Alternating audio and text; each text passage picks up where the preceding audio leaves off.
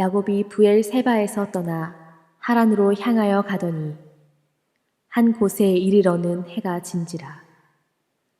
거기서 유숙하려고 그곳에 한 돌을 가져다가 베개로 삼고 거기 누워 자더니 꿈에 본즉 사닥다리가 땅 위에 서 있는데 그 꼭대기가 하늘에 닿았고 또 본즉 하나님의 사자들이 그 위에서 오르락내리락 하고 또 본즉 여호와께서 그 위에 서서 이르시되 나는 여호와니 너의 조부 아브라함의 하나님이요 이삭의 하나님이라.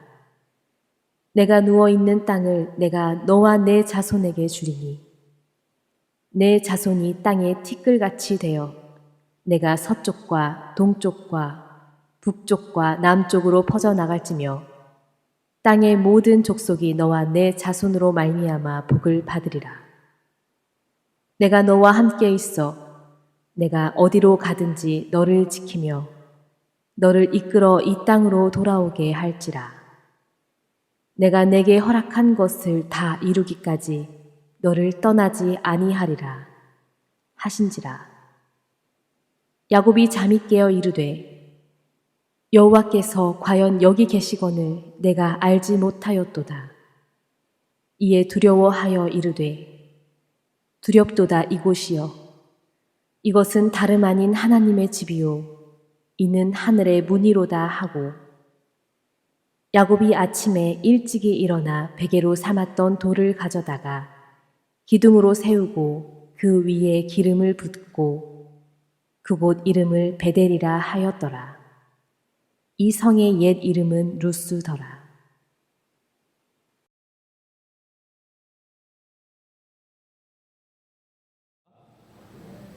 예배 자리에 나오신 여러분 환영하고 축복합니다. 한 주간 안녕하셨습니까? 지난주는 사실 좀 안녕하지 못한 한 주였습니다. 우리가 참 어지러운 세상 속에 살고 있음을 절실하게 느끼는 한 주였습니다. 정부에서는 코로나가 다시 거세지려고 하자 종교 모임에 일부 제한 방침을 발표했습니다. 교회만 꼭 집어 제한을 두는 것에 부정적인 생각이 드는 것은 당연한 일인 것 같습니다. 교계는 이것을 종교 탄압이라는 이유로 거세게 반발했습니다.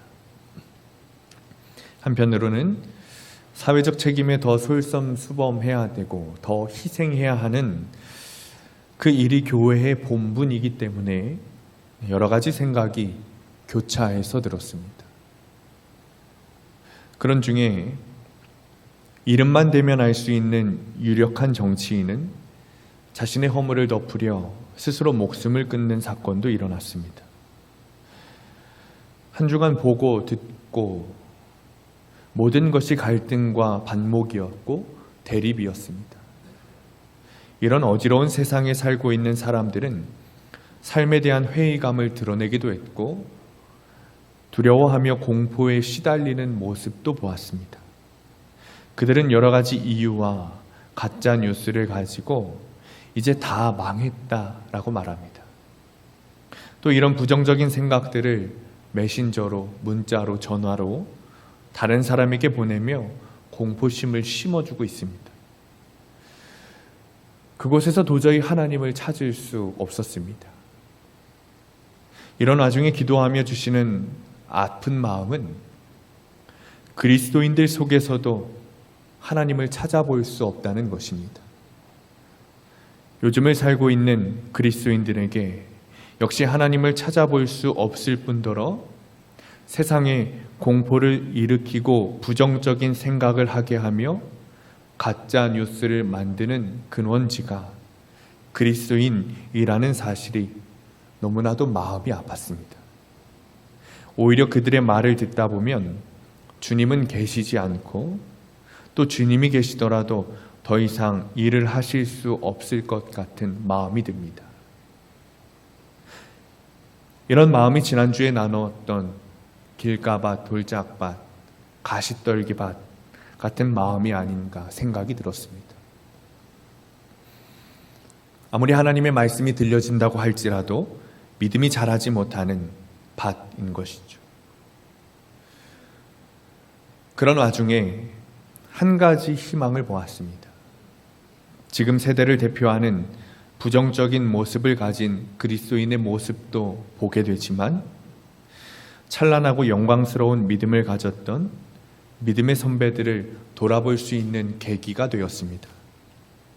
특별히 우리 교회는 오랜 역사 가운데 훌륭한 믿음의 선배들을 배출했습니다. 사회에 명망 있는 그리스도인들이 있었는지 없었는지는 모르겠지만 여러 시련과 아픔의 역사 속에 교회를 지키고 복음을 지켰던 믿음의 선배들이 있었습니다. 세상이 교회를 비판하고 욕하는 것을 넘어서 세상이 교회를 걱정하기 시작했습니다. 오늘날 교회를 통해 하나님을 보기 힘들다는 것이 인정하기 싫지만 인정할 수밖에 없는 현실이 되었습니다. 그러나 우리에게 희망은 믿음의 선배들을 통해 하나님을 볼 수 있다는 것입니다. 참 좋으신 하나님, 일하시는 하나님, 축복하시는 하나님, 도우시는 하나님, 방패가 되어주셨던 믿음의 선배들의 하나님을 볼 수 있다는 것이죠. 구약 성경을 보면 이런 구절들이 많이 있습니다. 아브라함의 하나님, 이삭의 하나님, 야곱의 하나님. 이스라엘 백성들이 하나님을 찾을 때 혹은 하나님을 찾기 어려울 때 그들 조상들의 이야기를 통해 하나님을 찾기 위해서였습니다. 그래서 이스라엘 백성들이 아브라함의 하나님, 이삭의 하나님, 야곱의 하나님이라고 불렀고 지금도 그들은 그렇게 부르고 있는 것이죠. 오늘 본문은 저번 주와 동일하게 야곱의 이야기입니다. 저번 주에도 이야기를 드렸지만 야곱은 장자권 그리고 장자의 축복을 받았습니다. 축복의 내용은 창세기 27장에 잘 나와 있어요. 27장 27절에서 29절 말씀입니다. 그가 가까이 가서 그에게 입맞추니 아버지가 그의 옷에 향취를 맡고 그에게 축복하여 이르되 내 아들의 향취는 여호와께서 주신 밭의 향취로다. 하나님은 하늘의 이슬과 땅의 기름짐이며 풍성한 곡식과 포도주를 내게 주시기를 원하노라. 만민이 너를 섬기고 열국이 내게 굴복하리니 네가 형제들의 주가 되고 네 어머니의 아들들이 내게 굴복하며 너를 저주하는 자는 저주를 받고 너를 축복하는 자는 복을 받기를 원하노라. 야곱은 엄청난 축복을 받은 것입니다. 야곱이 받은 축복의 내용은 모든 사람들이 부러워할 만한 내용입니다. 땅을 기름지게 하고 곡식을 넉넉하게 하고 여러 민족이 섬길 것이고 모든 자손들이 그의 앞에 무릎을 꿇을 것이라고 말했습니다. 너를 저주하는 자는 저주를 받을 것이고 너를 축복하는 자는 축복을 받을 것이라고 말했습니다. 이 정도면 이 세상에 있는 복이란 복은 다 받은 거예요. 엄청난 복이죠.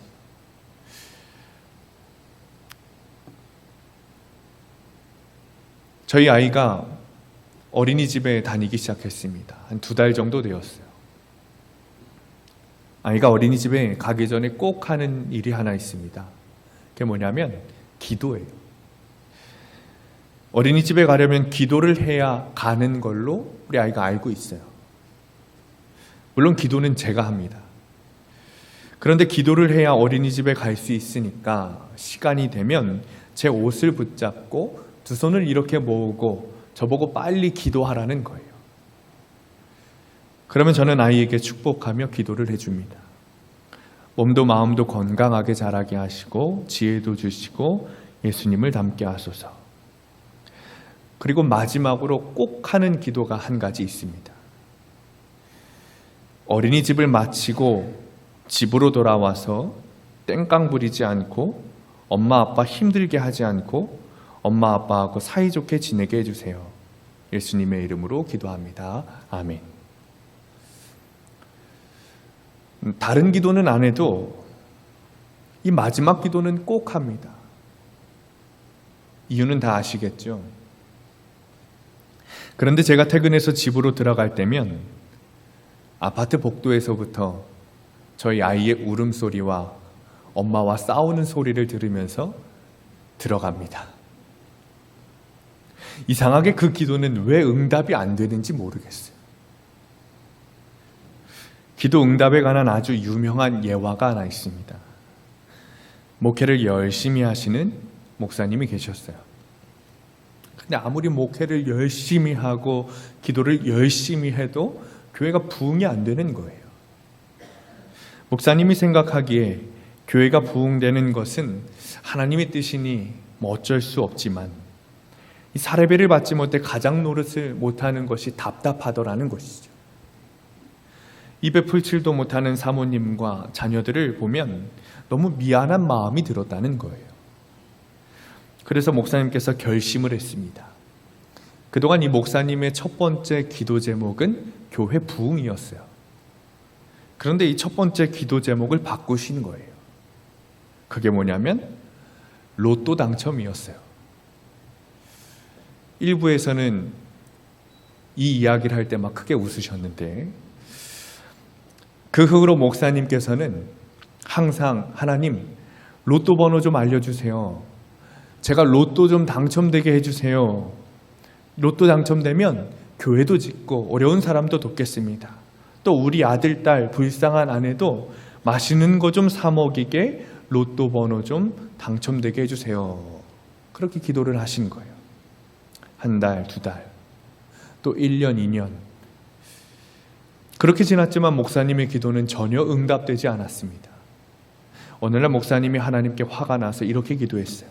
하나님, 도대체 왜 내 기도는 안 들어주십니까? 많이도 아니고 딱 한 번만 당첨되게 해주시면 될 것 같은데 왜 안 들어주십니까? 그러자 하나님께서 목사님에게 이렇게 말씀하셨다는 거예요. 김 목사야, 제발 로또나 한번 사놓고 기도해라. 로또를 사지도 않으면서 무슨 당첨되게 해달라고 기도하느냐. 물론 이 예화는 재미를 위해서 지어낸 유머입니다. 이 예화 속의 목사님의 기도는 굉장히 허울뿐인 기도였어요. 왜 그렇습니까?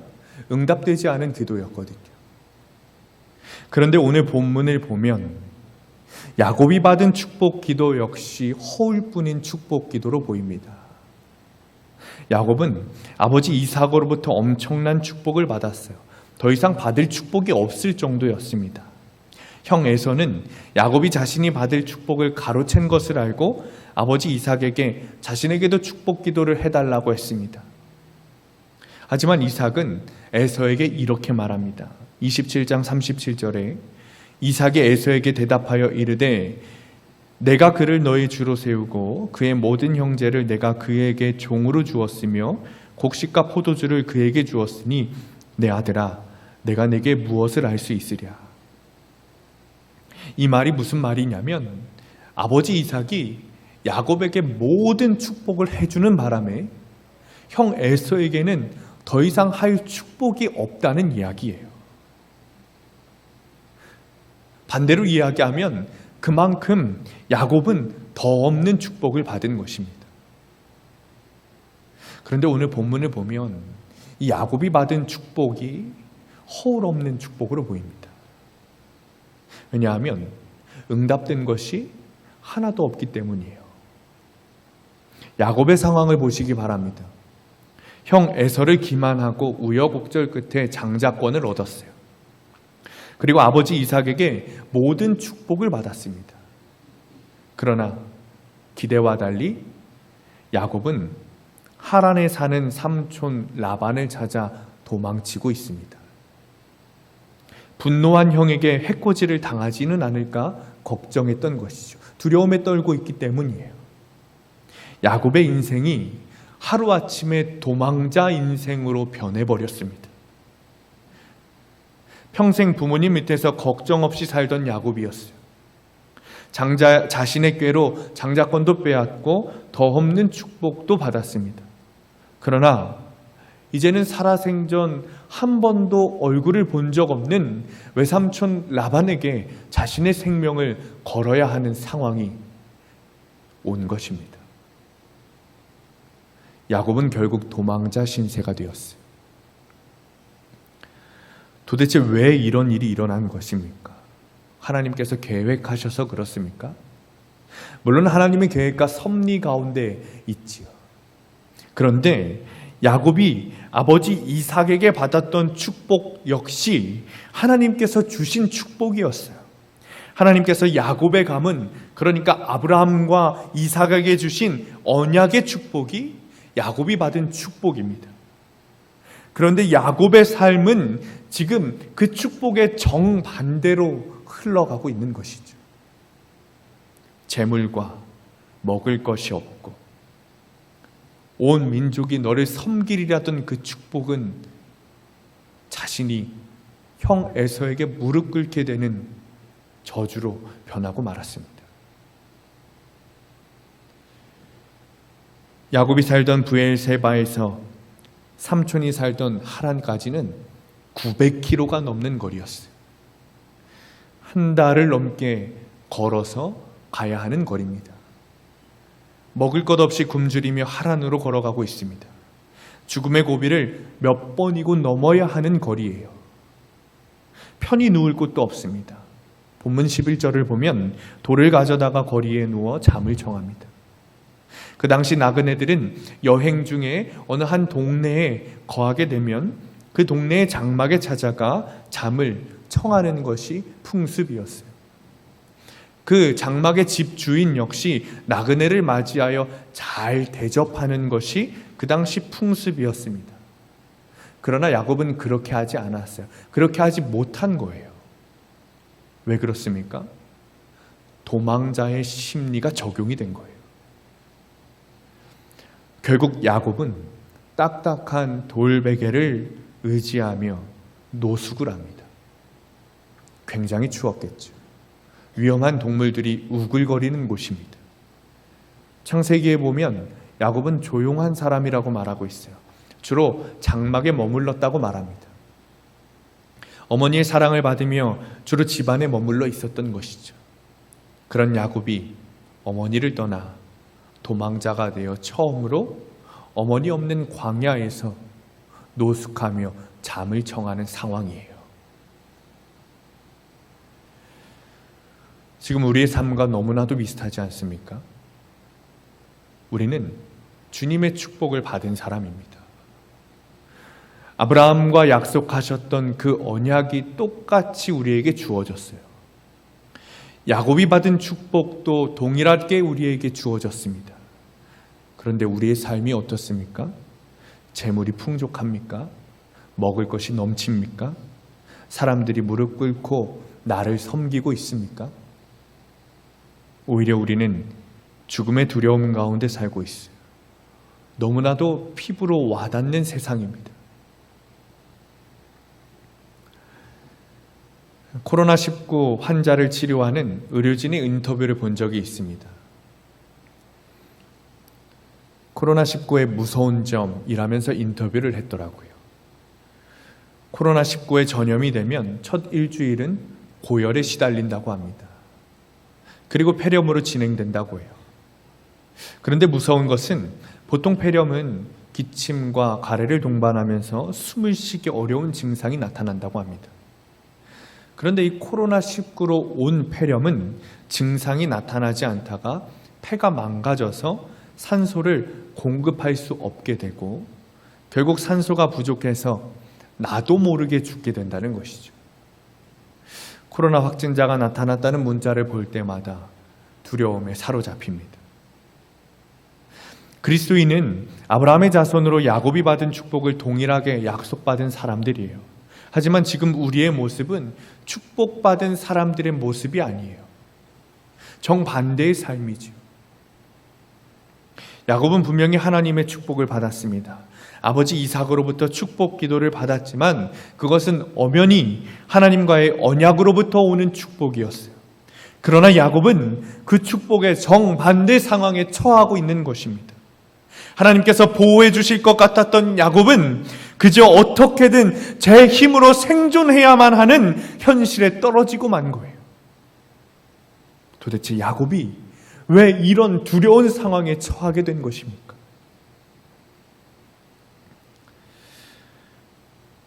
도망가던 야곱은 루스라고 말하는 광야 지음에 도착해서 피곤했는지 잠을 청합니다. 그때 이상한 꿈을 꾸게 됩니다. 하늘에 맞닿아 있는 사다리로 천사들이 오르락 내리락 하는 꿈이었어요. 그때 하나님의 음성을 듣습니다. 이 땅을 그에게 줄 것이고 그로 하여금 이 땅에 다시 돌아오게 할 것이다.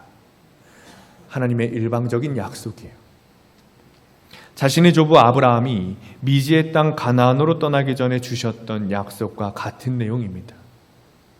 의지했던 모든 것을 잃어버린 이들, 그런 것들을 의지 않고 하나님을 믿고 사는 이들을 지키시고 그 인생을 책임져 주시겠다는 약속입니다. 다 잃어버리고 다 깨어진 것 같아서 두려웠던 루스에서 오히려 야곱은 자신의 인생을 책임져 주시는 하나님을 보게 됩니다. 그래서 그는 이렇게 외칩니다. 16절입니다. 여호와께서 과연 여기에 계시거늘 내가 알지 못하였도다. 야곱은 드디어 자신의 하나님을 만나게 된 거예요. 야곱은 하나님이 누구신지는 알고 있었어요. 아버지 이삭에게 하나님에 대해 배웠습니다. 할아버지 아브라함의 하나님이었고 아버지 이삭의 하나님이었어요. 그러나 자신의 하나님은 아니었어요. 본문 앞장인 27장 20절에 야곱은 이렇게 말합니다. 이삭이 그의 아들에게 이르되 내 아들아 네가 어떻게 이같이 속히 잡았느냐. 그가 이르되 아버지의 하나님 여호와께서 나로 순조롭게 만나게 하셨음이니이다. 야곱에게 하나님은 나의 하나님이 아니라 아버지의 하나님이었어요. 아버지가 섬기는 신이었어요. 뿐만 아니라 27장 20절은 눈먼 아버지 이삭에게 자신이 에서인 것처럼 속이기 위함이었습니다. 이것이 야곱이 에서를 두려워하고 세상을 두려워해서 도망자 신세가 된 이유였습니다. 도우시는 하나님을 아버지에게 들어 지식으로는 알고 있었습니다. 그러나 그 도우시는 하나님이 야곱의 하나님, 즉 나의 하나님이 아니었어요. 그렇기에 에서를 두려워하고 세상을 두려워하며 도망자 신세가 된 것이죠. 그런 야곱에게 하나님께서는 친히 나와 꿈에 말씀하셨어요. 너무도 생생한 꿈에서 깨어난 야곱은 하나님께서 자기에게 나타나 말씀하셨다는 것을 알고 두려워했습니다. 그 두려움은 세상에 속해 있던 두려움과는 달랐어요. 형 에서에게 쫓기는 두려움과는 달랐습니다. 그 두려움은 하나님이 여기 계셨는데 알지 못했다는 것에 기인합니다. 그래서 베개로 삼았던 돌을 가져와 기둥으로 세우고 그곳에 기름을 붓고 그곳 이름을 베델이라고 부르게 됩니다. 하나님이 거주하시는 집이라는 거죠. 결국 야곱은 하나님을 나의 하나님이라고 고백할 수밖에 없었습니다. 아브라함의 하나님, 이삭의 하나님을 넘어서서 나의 하나님이 된 거예요. 그러자 하나님을 만났던 장소인 루스의 이름을 베델, 즉 하나님의 집이라고 부르기 시작했습니다. 가끔 성도님들께서 목회자는 두려움이 없으리라 오해하십니다. 그러나 그렇지 않습니다. 목사에게도 걱정과 두려움이 있습니다. 어쩌다가 1년에 한 번쯤이 아니라 매일매일 쉴 새 없이 찾아옵니다. 코로나 사태로 고통받는 세상이 성도들과 함께 하지 못하는 아쉬움뿐만 아니라 장기화되어가는 현실 속에서 성도들이 얼마나 힘들게 지내고 있을지도 걱정입니다. 이렇게 이타적인 걱정만 하는 것은 아닙니다. 실제로 하반기는 어떻게 지내야 하는지, 교회 재정이나 형편도 문제거리가 됩니다. 제 힘으로는 감당할 수 없는 것들이 대부분이니 떨쳐내지 못하면 생각의 끝은 여지없이 내일에 대한 염려와 두려움으로 곧장 이어질 수밖에 없습니다. 그러나 결국은 주님께서 책임져 주시리라는 믿음이 저에게는 있습니다. 그 믿음에는 이유가 있습니다. 하나님께서 저를 만나주셨기 때문이에요. 주님과의 분명한 만남이 있었기 때문입니다. 하나님께서 나의 하나님이라는 것을 분명하게 확신하기 때문입니다. 그러자 제 마음이 두려움으로 가득했던 장소 루스에서 하나님의 집 베델로 변하게 된 것이죠. 야곱에게 루스는 두려움의 장소였습니다. 도망하며 노숙하던 장소였어요. 그곳에서 하나님을 만났습니다. 하나님을 나의 하나님이라고 고백했어요. 세계적인 전도자이자 설교자인 무디 목사님은 과거에 너무나도 초라한 삶을 살았던 사람입니다. 초등학교 졸업이 학력의 전부였습니다. 친구들에게 놀림도 많이 받았어요. 너처럼 희망 없는 사람은 없을 거야. 네가 우리의 친구라는 것이 부끄러워. 무디 목사님은 늘 고독했어요. 교회에서도 주목받지 못했습니다. 성경 말씀도 제대로 찾지 못했고 교회 학교 생활에도 잘 적응하지 못했습니다. 신학을 공부하기 위해 성경 학교를 찾았지만 퇴짜를 맞았어요. 신앙 교육이 미흡해서 학교 생활을 할 준비가 안 되었다는 거죠.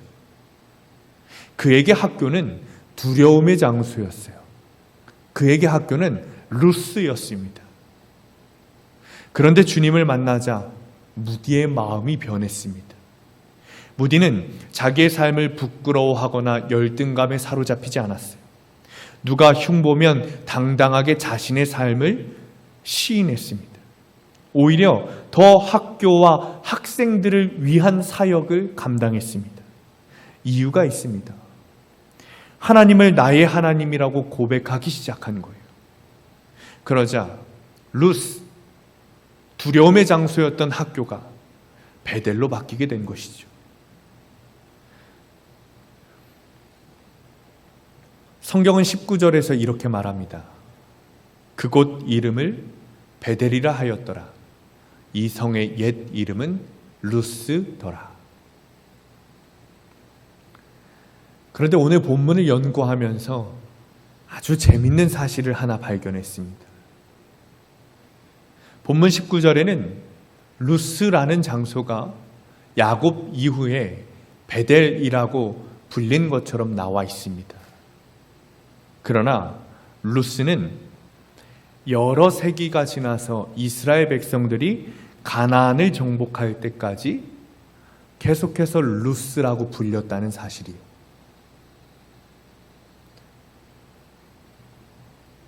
저는 이 사실이 너무나도 큰 깨달음으로 왔어요. 주님께서 저에게 너무나도 큰 은혜를 주셨습니다. 그것이 뭐냐면 루스는 여전히 루스라는 거예요. 세상은 여전히 세상이라는 거예요. 상황은 여전히 똑같이 그 상황이라는 거예요. 오히려 이 세상은 더 악해지고 더 반목하고 더 대립합니다. 내가 처한 상황은 더 두렵고 더 위험한 상황으로 변합니다. 루스는 여전히 루스로 남아있어요. 세상은 여전히 세상으로 남아있게 됩니다. 내 상황은 여전히 그 상황 그대로 남아있게 됩니다. 여러분, 서론에도 말씀드렸다시피 이 세상을 좀 보십시오. 반목하고 대립하는 세상이 되었어요. 자신의 죄를 감당하지 못해 스스로 죽음을 선택하는 세상이 되었습니다. 용서가 없는 세상이 되었어요. 세상은 여전히 세상으로 남아있다고 말씀을 드렸지만 오히려 세상은 더 악한 세상으로 변하고 있습니다. 본문의 루스 역시 동일했을 거예요. 야곱은 그곳을 베델이라고 불렀지만 사람들은 여전히 그 장소를 루스라고 불렀습니다. 여전히 우리의 상황은 동일합니다.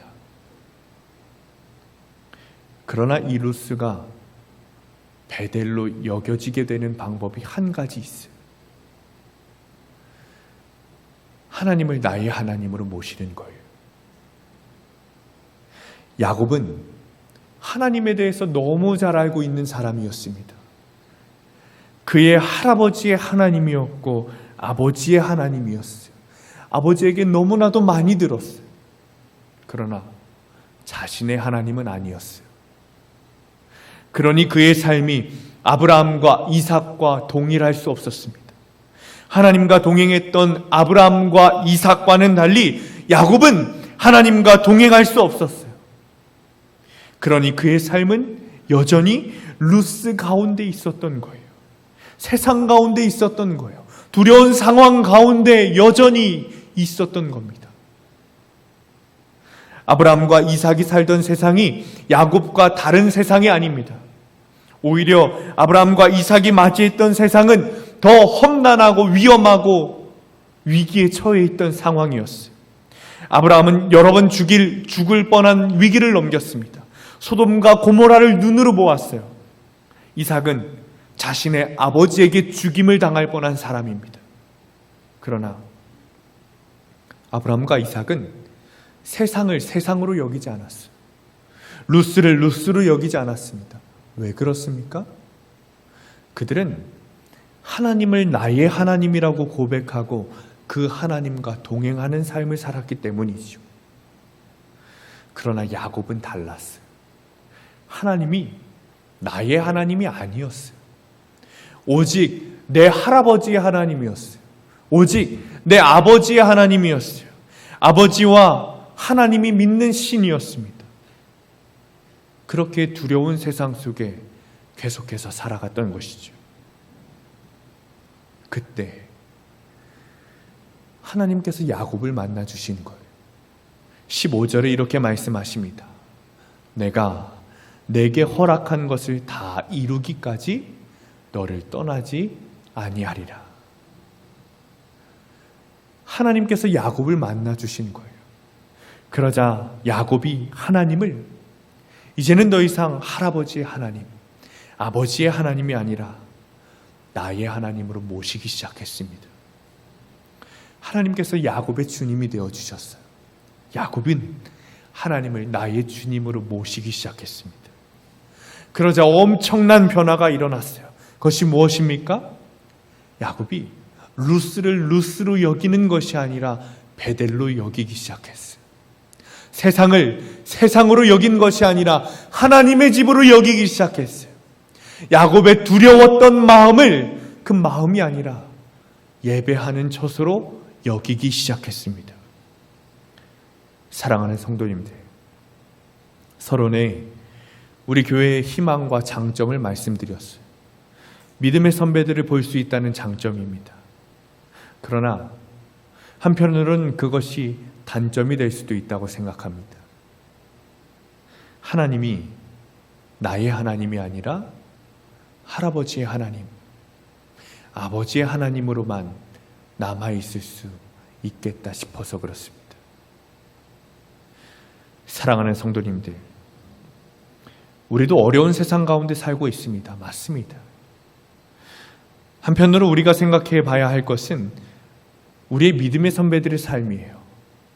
그들에게는 나라를 빼앗긴 서름, 한 민족 간의 전쟁, 극심한 가난 등 여러 가지 고난을 겪으며 살아왔습니다.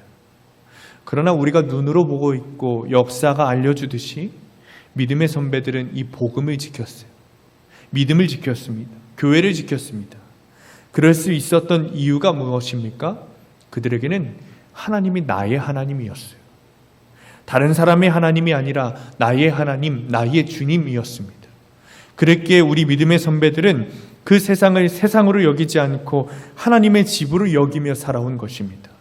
그들의 두려운 상황을 그대로 본 것이 아니라 이곳이 내가 예배할 처소구나 라고 생각하며 여겼기에 오늘날 자랑스러운 한국교회와 그리고 우리 수암교회가 여기에 남아있을 수 있었던 것이죠.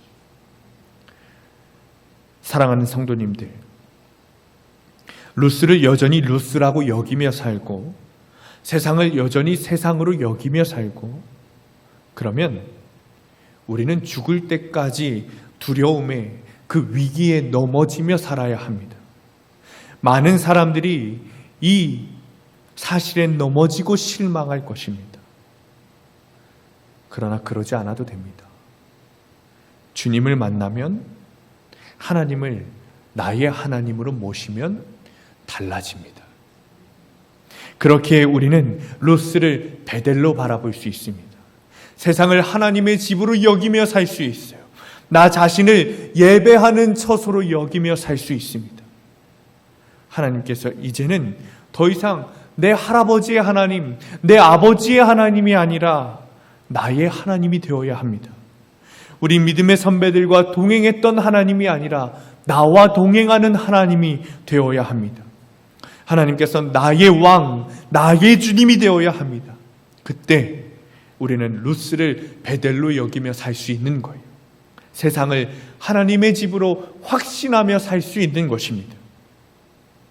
말씀을 마칩니다. 세상은 여전히 세상일 것입니다. 우리를 두렵게 하는 위기와 위험은 계속해서 더 많이 찾아올 것입니다. 그러나 하나님을 나의 하나님으로 받아들이게 될 때, 하나님을 내 마음에 모시게 될 때, 주님과 동행하게 될 때, 우리는 여전히 그 세상 가운데 살지만, 사람들은 그 세상을 여전히 세상이라고 부르지만, 우리는 그 세상을 베델로 여기게 될 것입니다. 이제 우리는 세상이 아니라 하나님의 집에서 살아가게 될 것입니다. 하나님을 나의 하나님으로 영접하고 주님과 동행하며 살아가시기를, 그리고 지금 이곳에 앉아있는 모두 함께 하나님의 집에 거하며 살아가게 되기를 주님의 이름으로 간절히 축원합니다. 기도하겠습니다.